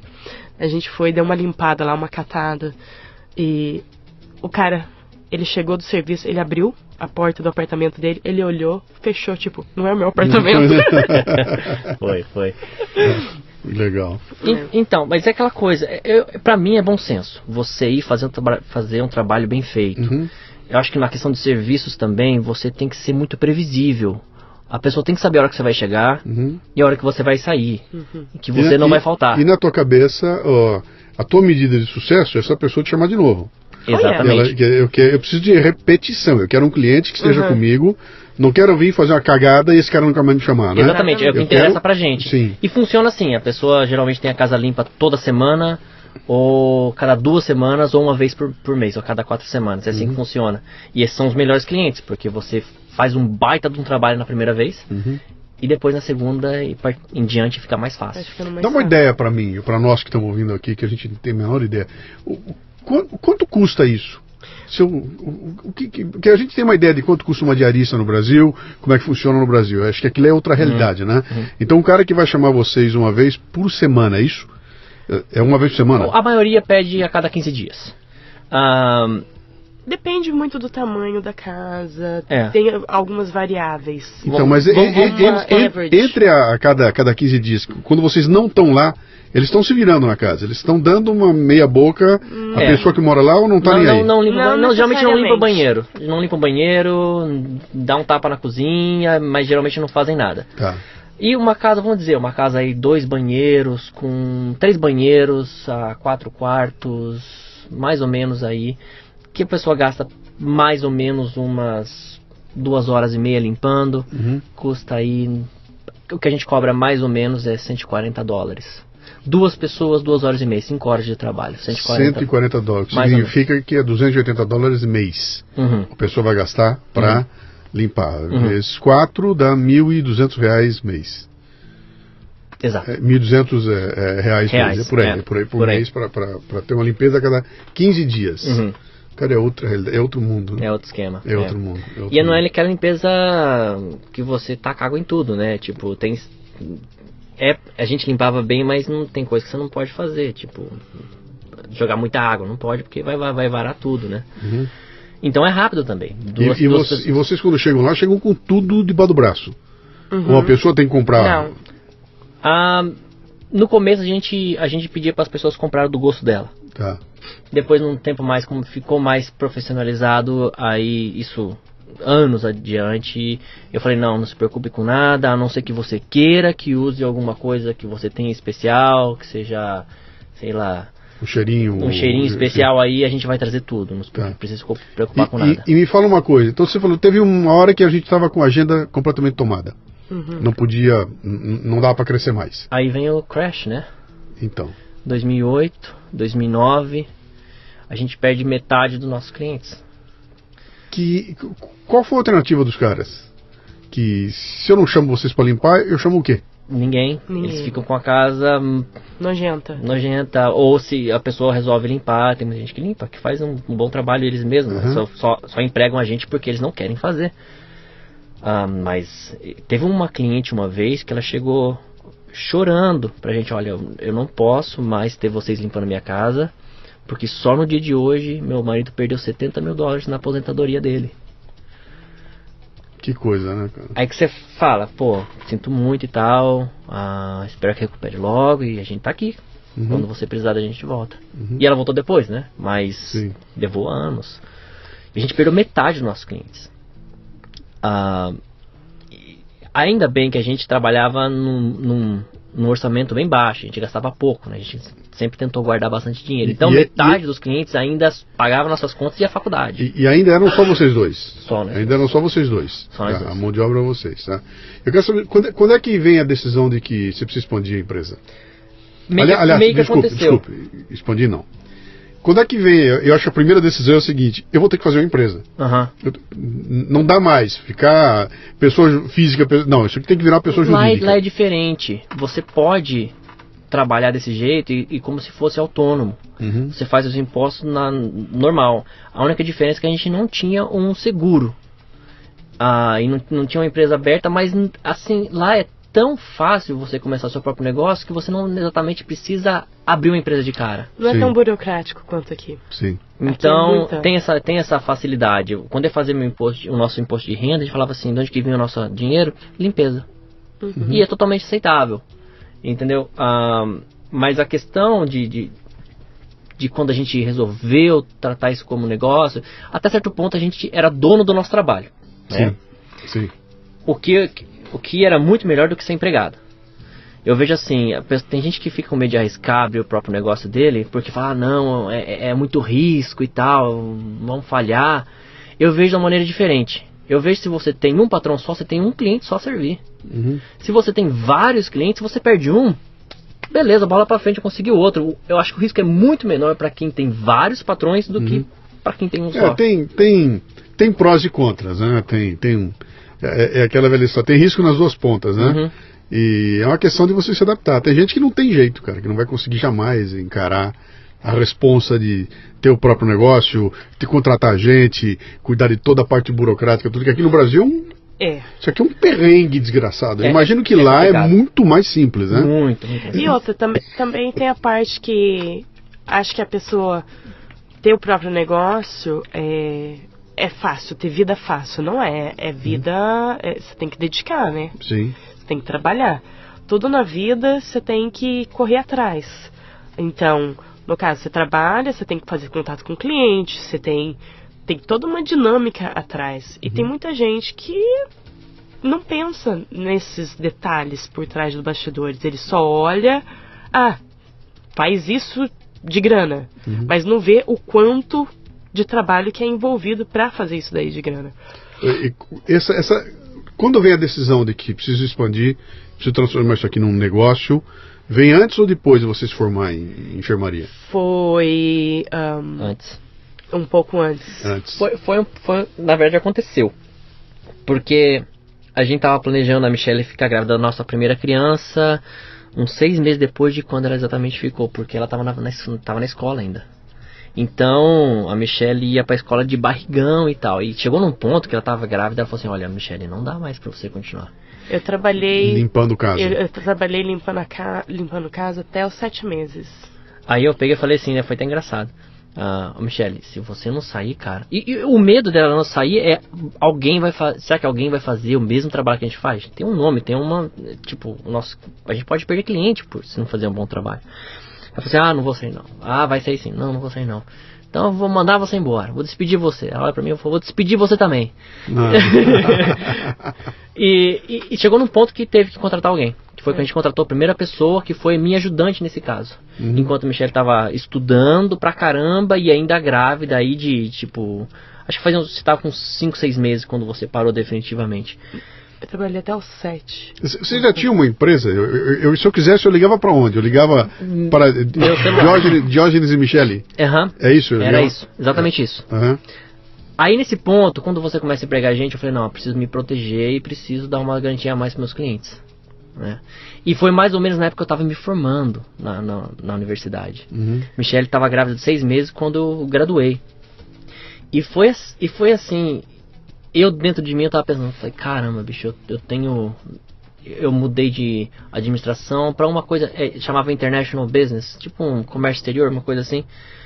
Eu falei, caramba, eu tenho graduação em International Business. Eu falo 3 línguas e eu tô limpando o banheiro, velho. Tipo, não que limpar banheiro era ruim, mas tipo, acho que eu posso conseguir uma coisa melhor. Sim. Foi aí que eu pensei, falei, caramba, eu estudei administração de empresas. Pô, e eu tenho uma empresa. Acho que foi aí que caiu a ficha pra mim. Eu pensei, poxa, eu vou tratar esse negócio como um negócio e não somente como um ganha-pão. Um ganha-pão. Até porque também agora tenho empregados e tenho que ter uma certa segurança, eu posso levar processo por alguma coisa, pode acontecer alguma coisa errada no trabalho. Então foi aí que eu abri uma empresa que foi muito rápido. Eu tava conversando com uns amigos meus que levam 140 e poucos dias para abrir uma empresa aqui. Cara, eu abri num dia. Isso porque na época eu fiz e tive que ir lá no escritório, no departamento do governo. E departamento de governo é ruim em qualquer canto, cara. Lá, qualquer coisa que é de governo é demorado, você é maltratado. Mas foi um dia, resolvi.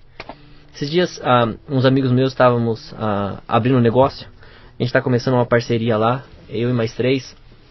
Que está começando agora, a gente não tem nenhum cliente ainda, mas o plano é bom. E a gente falou, vamos abrir a nossa empresa. Fomos na internet, abrimos empresa com o Estado, abrir uma empresa com o governo federal, nos levou 40 minutos.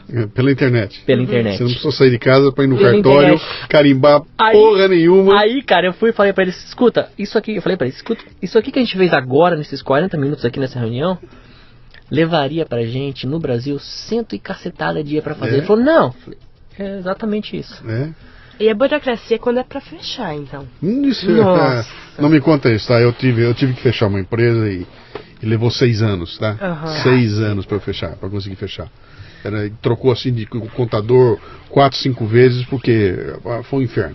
E vai surgindo imposto que você não pagou, né? Coisinha que você a cada não pagou. dia é um negócio diferente, né? Porque você fala, mas de onde veio isso multa aqui? De uma multa. Você tem uma dívida aqui, como assim, cara? Porque eu nem sabia. Mas eu paguei tudo. Não, você não pagou. Bem aqui, né? Então, ajuda muito, né? O país mas ajuda então, muito. Aí virou uma empresa.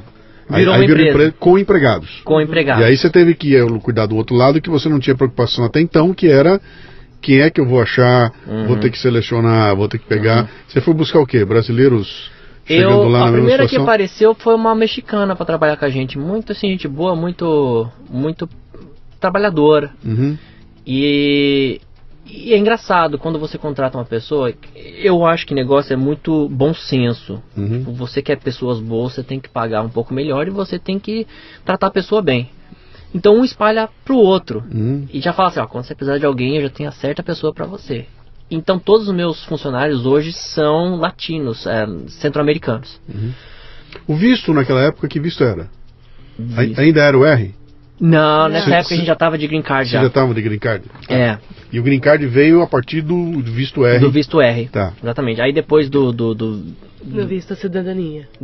Depois de 5 anos que você tem o seu green card, você pode virar cidadão americano também. E quando o bebê nasceu, você já era um green card? Já era green card. Já tinha? Já tinha. A gente já estava há bastante tempo até. Tá. Então... Não foi uma coisa complicada, então? O quê? O processo do green card? Não foi um negócio para vocês? Foi o processo de juntar todos os papéis. Mas eu digo assim, esse processo de vistos... Você me falou que o dia que você foi tirar o visto, você tomou um susto, o cara olhou para você e falou, toma um visto aí. Me parece que... Porque eu ouço histórias de vistos que são pavorosas, cara. Cara que tem que sair de lá, que tem que voltar para cá, cada 3 meses tem que vir embora, depois não sabe se vai voltar. Depende muito do visto. Depende muito do visto. Se eu viesse para cá, eu teria que tirar outro visto. Então eu não voltei. Eu fiquei lá o tempo suficiente até a gente pegar o green card. A gente ficou 5 anos sem vir. 5 anos sem vir pra cá. O negócio do americano é que tudo é muito quadradinho pra eles. Sim. E pra nós brasileiros é tudo... dá um jeitinho. Sim. Com eles não tem jeitinho. Você pediu o papel A, B e C, você coloca na ordem A, B e C e manda. E daí as coisas funcionam. Agora, se você pensa assim, pediu A, B, C, provavelmente vai pular o B, que não vai prestar atenção. Eles mandam todo o processo para você de volta, para você rever, e você tem que dar uma entrada de novo. Então, no nosso caso, a gente precisou coletar vários proofs, vários comprovantes, cartas e tudo. E a gente montou o processo e mandamos. Contratamos uma advogada que ela cobrou da gente na época $5.000 e ela simplesmente assinou o papel, cara. Ela falou assim, você traz isso pra mim. Ela só assinou. Ela só assinou um formulário que a secretária dela fez na frente e foi $5.000 na área. Eu falei, caceta, mano. Porque eu já tinha arrumado todos os papéis que ela precisava arrumar, ela já tinha feito. Sim. Mas, tipo assim, a gente fez pelo cagaço mesmo. Tipo, e se eu fizer por mim mesmo e não dá certo, eu vou ficar com peso na consciência de que eu fui mão de vaca e não quis pagar uma advogada. Mas agora tá mais, as coisas... Hoje em dia tá mais complicado, principalmente esse visto religioso. E engraçado que por fazer praticamente todo o meu processo e dar para a advogada assinar, nesse período que a gente ficou, perdeu bastante clientes, eu tinha horas vagas no meu calendário, e o escritório regional da igreja me pediu para ir lá trabalhar. Eu fui como um cara de comunicação, tipo blog e newsletter, essas coisas, e acabou que tinha muito pastor lá que precisava de ajuda para preencher, não queria pagar uma advogada e precisava de ajuda com o visto R1 deles.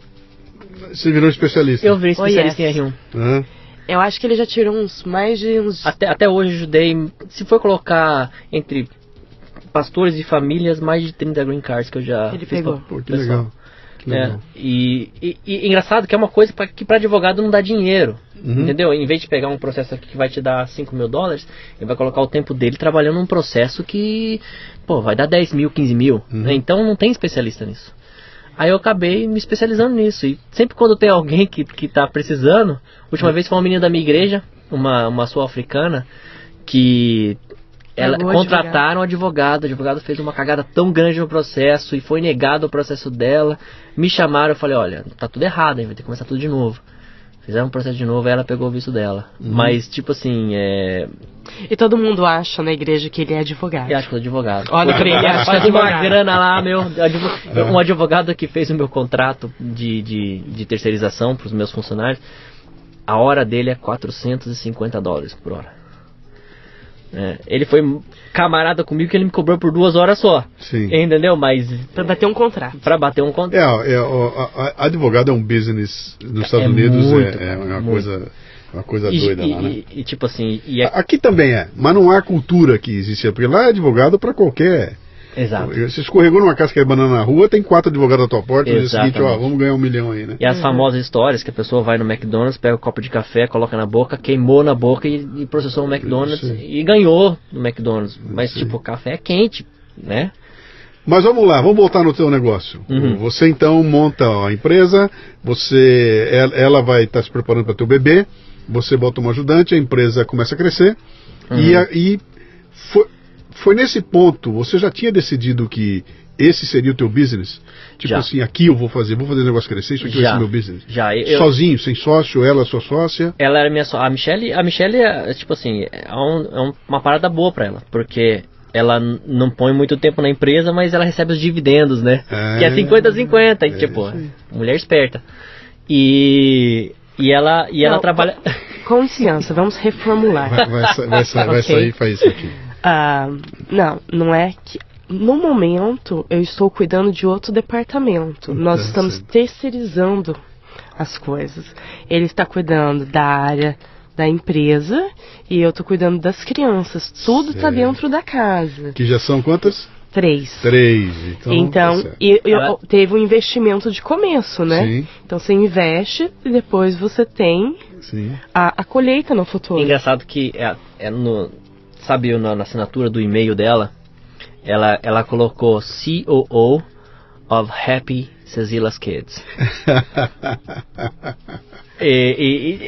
Na verdade, agora traduz o que é COO. O COO é Chief Operation Officer. Sim, da alegria, chefe de operação. Da felicidade das crianças. Exatamente. Assim. E todo e-mail que chega dela tá lá embaixo, assim. Michelle Cecila, COO of Happy Cecila's Kids. That's my job. Muito bom. Mas foi assim, chegou num ponto que a empresa começou a crescer legal. Tipo, comecei a separar o budget, o orçamento para marketing. Até então a gente não tinha, era boca a boca. E diferentes áreas de marketing que a gente ia fazer. Esquematizei legal e tinha por um certo tempo pessoas trabalhando por hora para mim. E aquela coisa, quando você paga por hora, que lá é mais ou menos como funciona, né? Trabalho braçal por hora, tem aquela coisa, eu quero que a pessoa faça o máximo possível, no mínimo, um mínimo de tempo. Sim. E a pessoa quer fazer o mínimo possível no máximo de tempo. E a gente ficou trabalhando por hora, e maior estresse, por acho que um ano e pouco. Até que eu cheguei pra todo mundo e falei o seguinte, tenho uma ideia. Vou terceirizar todo mundo. Vocês, em vez de trabalhar por hora, eu vou te pagar uma porcentagem. E através dessa porcentagem, pra mim não importa em quanto tempo você faz. Se você fizer um trabalho bem feito, se você for agradável com os clientes.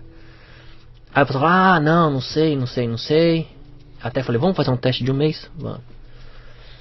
Aí eles começaram a trabalhar. Aí meus funcionários tornaram o que a gente era antes. A única diferença é que a gente era o único provedor de trabalho deles. Passou 1 mês, Luciano. Eu falei, vocês querem voltar ao modelo antigo? Eles falaram, tá louco que eu quero voltar ao modelo antigo. Porque lá eles tinham eles tinham, como o americano fala, skin in the game. Eles tinham alguma coisa a perder se eles não fizessem o trabalho bem feito. Quer dizer, a mudança que vocês fizeram, quer dizer, anteriormente, se eu me matar ou se eu fizer corpo mole, o dinheiro vem igual. Vou ganhar por 1 hora de trabalho. Então, você se mata, ganha igual a mim, eu sou um bunda mole e ganho igual a você. Então não há nenhum estímulo para que nada seja melhor.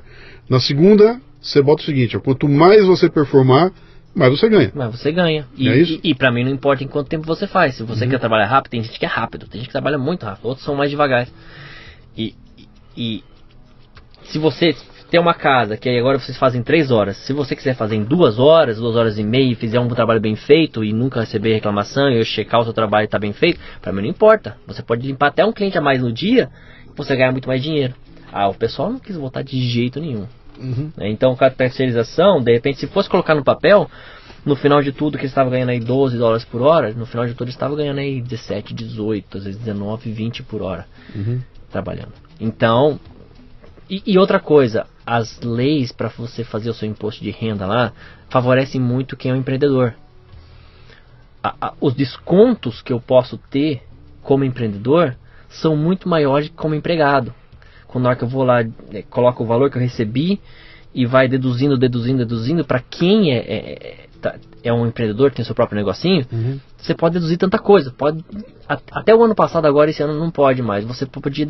Você saiu para conversar, para jantar, e lá vocês falaram de negócio, você poderia deduzir aquela janta. Exatamente. E é muita coisa, tipo, toda a gasolina gasta com carro. Então, no final de tudo, o pessoal hoje em dia paga menos imposto, ganha mais dinheiro do que quando era empregado. E também para mim, mesma maneira. Da maneira que é feito o esquema de imposto de renda nos Estados Unidos. É um cenário de sonho, né? Porque para nós aqui é exatamente o oposto. Aqui o empreendedor, você se penaliza de uma forma brutal aqui, né? Porque é um sócio insano que nós temos aqui, né? E aí você tirou o diploma e decidiu que vai ser enfermeira? Yeah. Aonde? Eu apliquei vou voltar um pouquinho, tá? Quando eu cheguei, que eu decidi pegar as classes de inglês, eu pegava alguns ônibus até chegar na escola. E um desses ônibus, eles passavam na frente do hospital chamado John Hopkins. Daí eu olhava naquele hospital e falei, nossa, quem sabe, né, um dia eu venho trabalhar nesse lugar. Mas eu achava que eu ia trabalhar como tradutora. Que eu falei, eu aprendo inglês e se algum paciente brasileiro vir, eu posso traduzir, ajudar no tratamento. Porque tem vários artistas que vai pra lá. Daí eu lembro que Deus falou pra mim, sabe, não, vou te trazer aqui, mas de outra forma. E passou. Isso daí foi alguns anos, vou dizer uns 9 anos. Daí assim que eu me formei, é um curso muito difícil nos Estados Unidos. Eu era a única na minha sala que não falava inglês. Já tem mais um pouquinho de marcação em cima de você. Que eles conseguiam ler 20 páginas e eu tava lendo 5, 6 páginas. É devagar o processo, sim, né? E daí terminei a faculdade, graças a Deus, mandei uma aplicação no Hopkins. Eles me chamaram. Deixa eu gabar um pouquinho dela aqui. Ela se formou, ela era a única pessoa, único estudante internacional. E ela se formou com honras, com GPA, que é faz uma média de todas as suas notas. Ela se formou com honras e coisa que de uma turma de quantos começaram? 60, somente 6 conseguiram. E ela conseguiu entrar para uma sociedade de honra lá da... Com a barreira da língua. Com a barreira do idioma. Na minha formatura foi tão engraçado que eles estavam dando esses negócios de honraria, né? Eu não sabia de nada. Eu só fui indo, sabe? Fui tocando o barco. E daí no dia da formatura chamaram meu nome e me deram o negócio de reconhecimento. Eu recebi super assustada. Depois que terminou tudo, eu cheguei pra professora e falei assim, não, isso daqui não é pra mim, não, eu acho que vocês erraram. Ela falou, não, você pegou o reconhecimento, você pegou as honrarias da casa. Eu falei assim, não, eu não peguei. Michele, você pegou, é que você não sabe os requisitos, você não trabalhou para pegar os requisitos para ter honra? Eu falei, não, eu não sabia de nada. Então você só foi estudando todos esses anos e não sabia de nada disso? Eu falei, não. Ela falou, tá.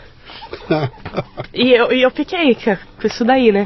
Daí mandei pro Hopkins a aplicação, fiz a entrevista com a primeira pessoa. Depois eu perguntei para ela, quanto tempo que demora para eu ouvir de vocês? Ela falou, de 2 a 3 semanas. Daí eu fui conversar, ela falou assim, agora você tem que fazer com a gerente da sua unidade. Daí eu perguntei para ela, quanto tempo que demora para eu ouvir de você? 2 a 3 semanas. Ela falou, por quê? Eu falei, olha, vou falar bem a verdade para você, porque eu não tenho esse tempo para esperar. Eu tenho que saber se você gostou de mim, eu gostei da tua unidade, e se a gente vai rolar alguma coisa, porque senão eu vou tocar a bola pra frente. Ela falou assim, mas o departamento pessoal sempre pede pra mim 2 semanas. Eu falei, olha, se aparecer outra entrevista e eu gostar de outra entrevista, eu vou pra lá, eu não vou esperar. O tempo que eu dirigi do hospital pra minha casa é 40 minutos. Eles ligaram na minha casa e falaram que me deram o serviço. E aí você virou... Daí eu virei enfermeira no Hopkins. No John Hopkins. No departamento de medicina geral. E você perdeu uma puta mão de obra. Nessa época a Michele já tinha a nossa filha, né? Ela já tava aí com quase 2 anos, mais ou menos. Aí na parte da empresa tive que tomar uma decisão, porque eu tava no dia a dia das operações ainda, né? E eu tive que pensar bem e a gente não queria deixar nossas crianças, não queria terceirizar nossas crianças. Aí eu fiz? Eu empreguei uma pessoa a mais e fui ficar em casa com a minha filha nos 3 dias que ela trabalhava, 3 dias de 12 horas por semana. Aí nos 3 dias que ela trabalhava eu ficava em casa. Que nesse ponto meu trabalho era mais por telefone já. Entendi. Então eu fiquei em casa com a minha filha, cara, que foi uma das melhores decisões que eu fiz. Que mesmo eu saindo fora da empresa, eu pude colocar meu tempo no que era realmente importante pra mim, onde que seria mais efetivo, que fala, que teria mais eficácia. E fui cuidar de criança, cara, enquanto a Michele tava trabalhando. E, cara, foi uma delícia, cara, curti com a minha primeira filha todo esse tempo. E também quando nasceu o segundo, né, já foram aí 3 anos pra frente. Quando nasceu o segundo, eu continuei cuidando das crianças enquanto a Michelle ia trabalhar. Só quando chegou o terceiro, eu falei, agora o terceiro não dá pra tocar um negócio e ficar cuidando de 3 crianças. Porque aí, o negócio vai crescendo. Como é que chama a empresa hoje? É chamada Top Clean. Top Clean Maryland. Top Clean Inc. Que é Top Clean Inc. Você tem quantas pessoas estão envolvidas hoje? Eu tenho grupos, né? Eu tenho... Geralmente são grupos de marido e esposa que trabalham juntos. Tipo, a gente quis replicar exatamente o que a gente teve, que deu certo pra gente. Bem bolado. A gente tem agora... Tá com o 4º grupo agora, de pessoas trabalhando. Tá. E Baltimore, é isso? Região de Baltimore. É região de Baltimore. Isso. Tá. E eu continuo trabalhando de final de semana. Você pega também no batente lá? Não, como enfermeira. Eu entendi que você... Não, ela parou, não tá... integral, né? Por isso que eu dei uma chavinha aqui que deu a entender que eu estou somente em casa, mas não. Sim, não, então no fim de semana você é enfermeira no Hopkins. Hopkins, numa coisa meio tempo parcial, né? Também não dá, não tinha condições. As crianças estão com que idade? 5, 2 e 3 meses e 1 ano e 3 meses. 1 ano e 3 meses? É bem... 1 ano e 3 meses. A gente teve 2 filhos em 2 anos, então foi os últimos anos tem estar corrido. Então o pessoal sempre perguntava pra gente, você não vem pro Brasil e tal? O que aconteceu que você mais apareceu aqui? Eu falei, cara, são 2 coisas. Ou você vem pro Brasil todo ano, ou você tem filho todo ano. E a gente teve 2 filhos em 2 anos, então não dá pra vir. Pô, que legal, cara. Que baita história. A gente ouve cada história, como eu falei, cada história de horror dos caras que saem do Brasil. Tipo assim, eu tô de saco cheio disso aqui e vou me enfiar em outro lugar pra ver se dá certo lá, né? E muita gente com aquela história do não gostei, não deu certo, toma decisões em cima do momento, né? Estou me incomodado aqui, não gostei, não deu certo, vou voltar, não quero mais. Então tem muita história de... E algumas histórias dão certo. Essa de vocês aí é fantástica, né? Até porque vocês não arrumaram emprego em 2 lugares, vocês montaram um business, montaram um negócio lá, em cima daquilo que é... Que, como eu falei com vocês aqui, a gente tem aquela ideia, né? Que, o cara foi falar para limpar banheiro. Sim, vou fazer disso um business. Vou fazer disso um negócio, e esse negócio cresce e é sustentável, né? É sustentável e aquela coisa, a questão de história de horror, geralmente quando eu escuto a história de horror de pessoa, nunca mais volto para aquele lugar e tal, é gente que não aprendeu a cultura, que não quis aprender o jeito americano. Porque assim, eu tô muito acostumado já, né? Pra mim, 15 anos lá, o jeito de lá pra mim é mais fácil que o daqui até. Mas é a pessoa que ficou lá um tempo e não ficou tempo suficiente pra aprender a maneira que é. Como eu falei, os meus primeiros 6 meses foram horríveis, cara. Mas depois, quando você começa a conhecer gente, começa a aprender o jeito que se faz as coisas, a organização do lugar e a cultura, e você começa a conhecer gente boa. O americano é muito cheio de regras, né? Então, você tem que se adaptar às regras. E tem uma coisa lá com eles que eu acho que é fundamental, que lá você entende o valor do negócio chamado confiança, né? Olha, eu tenho um processo e eu confio no processo. Eu tenho uma lei, eu confio na lei. Eu fiz um compromisso, eu confio que você vai estar lá no dia. Exatamente. Eu confio que você vai entregar. Eu compro, eu confio que vai chegar. Então tem um lance de uma sociedade da confiança que aqui no Brasil a gente não tem, né? Aqui é tudo... A gente joga, a gente monta aqui as coisas com... Eu tenho um travesseiro aqui, eu tenho um colchão, né? Eu confio, mas eu não sei se vai dar. Desconfiando, né? Eu não sei se ele vai estar lá, eu não sei se vai chegar, eu comprei na internet, eu não sei se vem. Então tá todo mundo com a pulga atrás da orelha. Isso tem um custo burral, né? Um custo em termos de produtividade que não dá nem para medir, e um custo em termos de cola social, sabe? Do tecido social. Exato. Ele se rompe. Quando você não tem a sociedade da confiança, é isso. Tem lei, mas não acredito na lei. Elejo um cara, não acredito no cara. Então, vou fazer um negócio com você. Vamos assinar aqui 1000 papéis, 1000, tudo carimbado, porque eu não acredito em você, né? E a produtividade, porque às vezes vai muito para baixo. Na época que eu estava estudando ainda, eu estava vendo lá a questão de produtividade. Pegaram os Estados Unidos como um benchmark. Os Estados Unidos era 100 de produtividade. Alguns países eram mais produtivos, alguns asiáticos e tal, como o Japão, mas se você pegasse e visse o Brasil, deixa eu ver onde que está o Brasil. Os Estados Unidos é 100, fui ver o Brasil, estava em 18. 18. Eu não sei como tá agora, porque já faz um tempo que eu me formei, mas eu falei, putz, grila, cara, como é que você faz negócio num país desse? E a questão da burocracia toda e as leis trabalhistas aqui do Brasil, cara, é muito difícil. Eu conheci um cara que ele faz basicamente o que eu faço lá. Ele faz em Ribeirão Preto. Eu falei, cara, você é meu herói. Porque eu não conseguiria fazer o que você faz aqui, por causa das leis e red tape que tem, e a dificuldade que é muito difícil. E lá tem a questão o governo não se intromete na sua vida. Sim. Se intromete um pouco no meu estado, porque o meu estado é um pouco mais complicado do que os outros, mas mesmo assim não tem como comparar. Até morar lá você não entende o que é uma democracia, o que é liberalismo, o que é capitalismo, cara. Tem que viver lá um pouquinho. Eu falo para meus amigos socialistas, escuta amigo, eu não vou discutir contigo, vem cá, passa 15 dias comigo. Sim. E você vai ver como funciona o negócio aqui. Dá uma voltinha e vamos ver aqui como é que funciona. Exatamente. Né? Muito, muito legal. Vocês fazem parte de uma comunidade interessante nos Estados Unidos, que é a comunidade de imigrantes.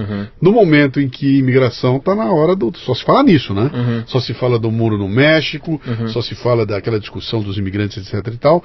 E uma coisa que eu olho com curiosidade, olhando daqui, né? É que eu vejo que todas as discussões que eu vejo acontecer aqui, principalmente na mídia brasileira, contando o que está acontecendo lá, a palavra ilegal desaparece. Então eles falam do imigrante. Não tem mais ilegal, né? E o Trump vira lá e fala, eu estou falando de ilegal. Ilegal. Tem o legal, que não tem problema nenhum, está no processo, é bem-vindo, a gente quer mais que seja aqui.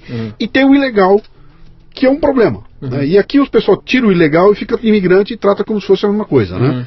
Vocês notaram algum tipo de mudança cultural nos Estados Unidos?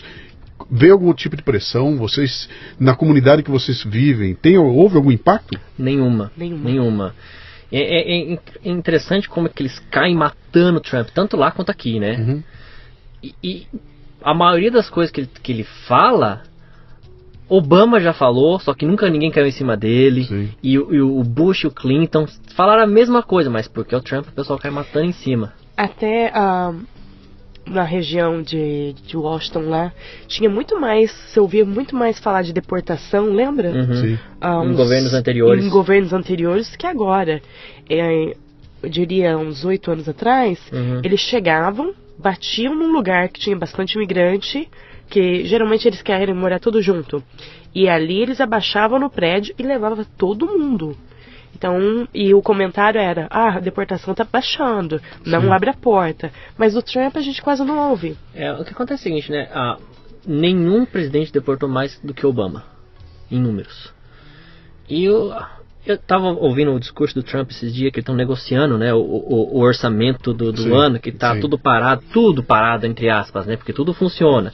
Eles pararam 25% do governo que não são necessários. Eu penso assim, se não são necessários, por que tem então, né? E você olha daqui do Brasil, é o shutdown. O Trump teve que comprar hambúrguer na esquina, porque não tinha comida para dar para os caras que estavam lá, ele comprou do bolso dele um hambúrguer, etc e tal. Então, olhando daqui, é tudo amplificado, né, tudo mais complicado. Pois é, e o discurso dele falou assim, olha, a gente vai...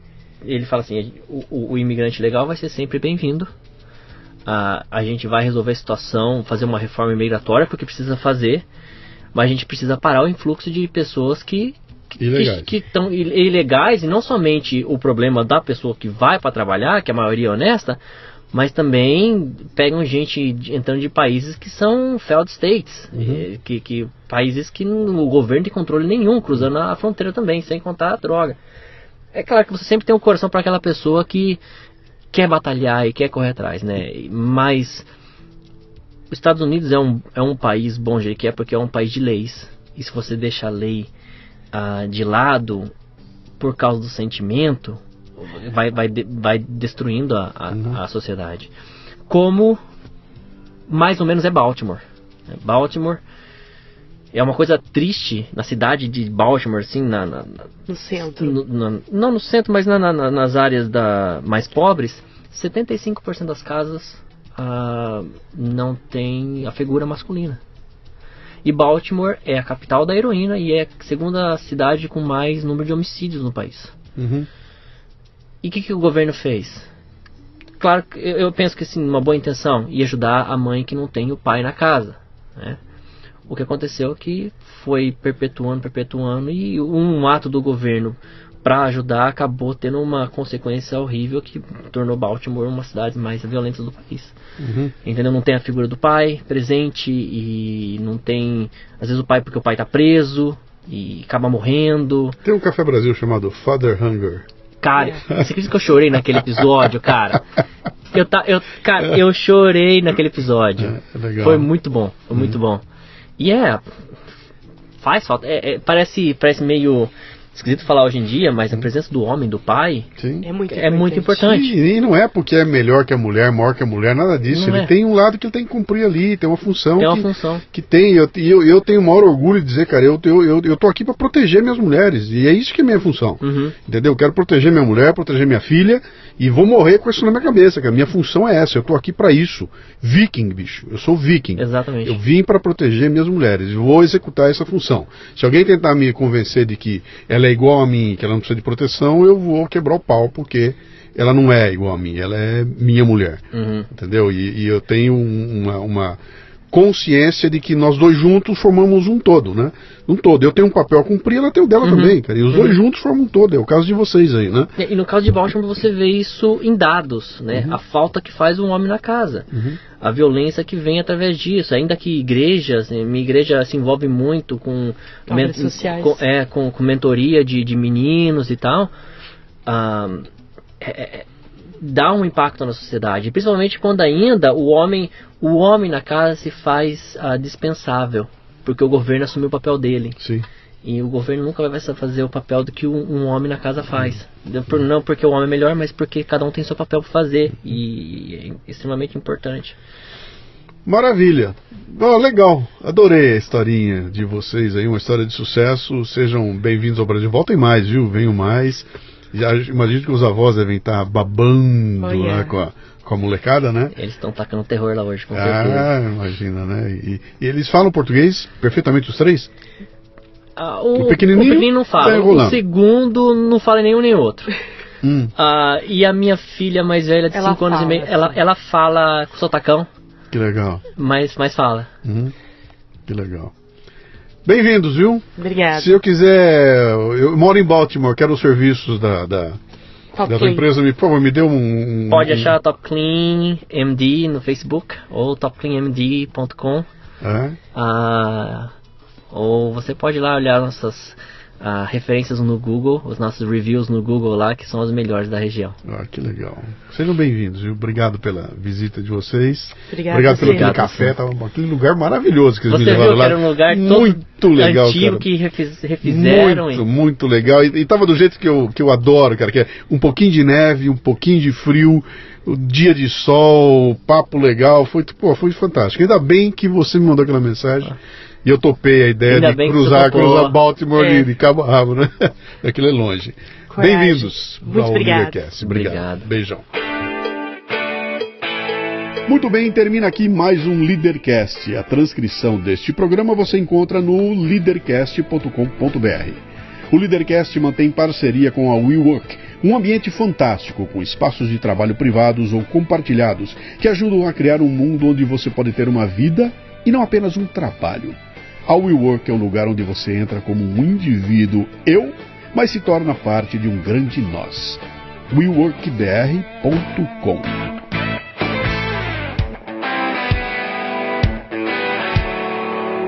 Você ouviu o Leadercast com Luciano Pires. Mais uma isca intelectual do Café Brasil. Acompanhe os programas pelo portal cafebrasil.com.br.